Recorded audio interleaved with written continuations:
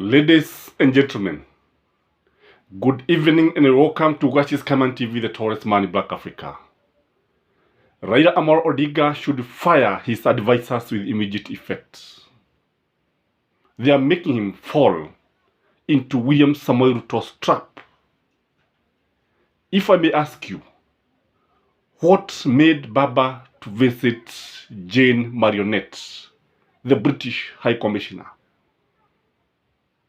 Why? Who advised him? Did he look at the consequences?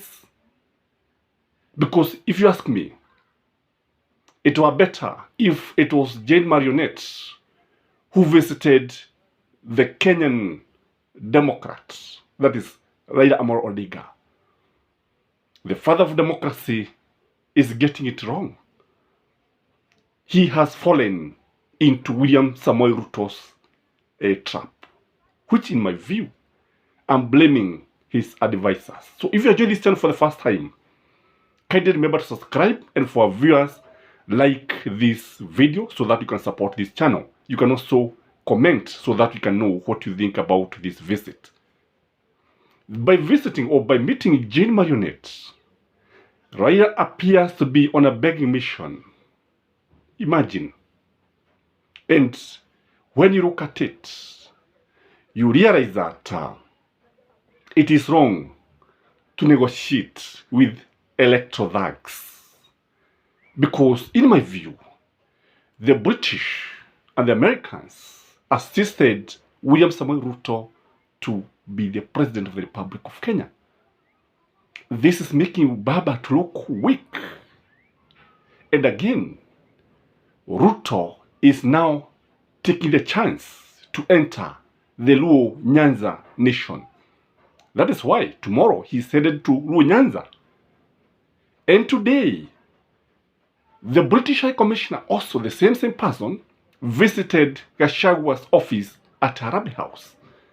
The question is, where did she get the time to visit Gachagwa in his office? Why could she not visit Capitol Hill? Because when you look at it, you realize that the British is after something. It's on a mission. Again, when you see the lady visiting Gachagua, then it shows that Gachagua is not the one who is begging. Again, when you look at this, you realize that when you look at it at all angles, it is wrong. It is a miscalculation. Ni madhara gani ambayo yanaweza kutokana na hatua hii? What are the effects of this kind of moves? The first thing in my view is that when you look at this thing, Ruto will no longer suffer from legitimacy question. You know, it is believed that William Samoei Ruto is suffering from legitimacy question because these elections were questioned. They were contested. And when you look at William Samoei Ruto, he did not have the mandate of the whole country. He didn't have the mandate of half of the country. And even if he was declared by the winner by the Supreme Court, kile ambacho kinatokea ni kwamba ushindi wake una walakini, una doa. Kwa jambo hili sasa ni yeye ambaye atanufaika because he will no longer suffer from the legitimacy question. The other thing is that the British government will continue exploiting Kenya. You know very well that Kenya is exploited through trade by the British. Although they left the country in 1963, they did not uproot their systems. Most of the things that you see, most of the operations that you see in Kenya are managed by the British. And when you look at the balance of trade between Kenya and Britain, it is in favor of Britain. So what the British now will do is that they continue exploiting Kenyans, which is wrong. And this is why Baba should not have visited these people. Again, Raila will have to tone down because you remember, in Jamhuri Day, he was to hold a Jamhuri Pararari, and the supporters were very eager, but he left for America. And some people, the supporters, felt betrayed.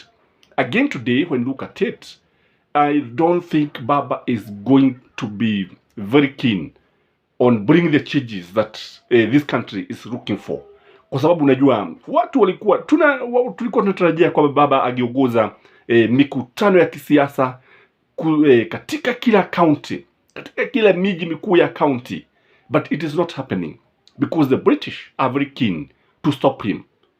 Again, the massive economic plunder will continue. You know, Baba is the one who oversight the government, and you remember Baba anaona kule ambapo hata watu wengi hawaoni. Again, you remember there are two brothers, Sagasian and Mariagan, those guys who came to the country to kill and destroy, and you remember what they did to this country. It is Baba who pointed these guys. So I think Baba has also been pointing mistakes. Remember, he was talking about the Eurobond. I don't know what happened after that story, because he was very keen on exposing the Eurobond saga.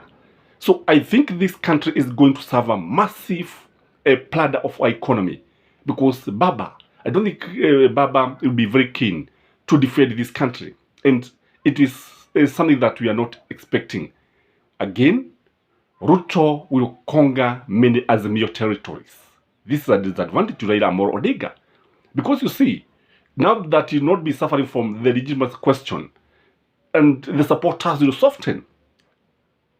Believe me not, there are some people who are going to cross over to William Samoei Ruto. You know, power attracts, and power is very sweet.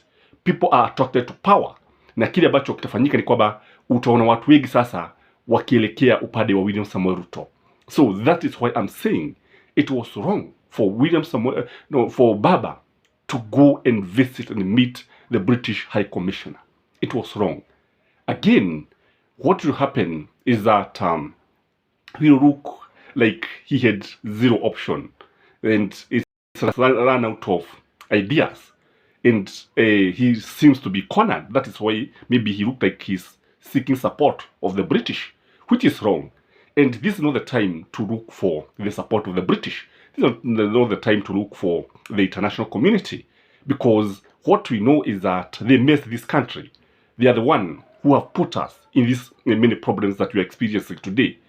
Again, when you look at this, it will look like Baba is looking for handshake. And I don't think many Kenyans are supporting this. Many people, including those in Kenya Kwisha and those in Azimio, they don't want to see handshake. So when it looks like Baba is looking for handshake, it is not something that many people will support. It is not many things. It's not something that many people are keen to agree. Sijui kama wewe unaonaje, kwa sababu mimi ukijiuliza handshake will be very detrimental to William Samoei Ruto's to Baba side, ikiwa atajiunga na kuwe na salamu za maridhiano. Jambo hili au za salamu za heri njema, jambo hili is going to cause a lot of harm to Azimio. And I like Mother Karua silence. I think Baba should keep quiet. He should disappear from politics for some times, maybe 3 months, like Mother Karua. And Mother Karua is very principled. You cannot compromise this already. Again, when you look at this thing, it look like Baba is protecting the interests of the British. You know, they have a lot of interests in this country, including mining. They mine gold in this country. They exploit the natural resources of this country. So when Baba starts dining with the devil, it's not something that many Kenya are keen to support. It is not something that because what we know, politics is a matter of interest, and the British are looking for their interest. Mzungu ni hatari sana. Hakuna wakati ambapo utaona mzungu akifikiria kuhusu usalama au uzuri au manufaa ya Mwafrika. It is their interest. Interest and interest and interest. So their interest comes first. Again, it appears like Baba is looking for his own interest. So he may start looking like he's selfish, which is wrong in my view, because the Baba that we know is somebody who is very principled, is Raila, who is a Democrat, Raila, who is a fighter, Raila, who you cannot corrupt, incorruptible leader, Raila, who have fought for this country for so long, and the most of the gains that we are enjoying in this country is a result of his fight for democracy.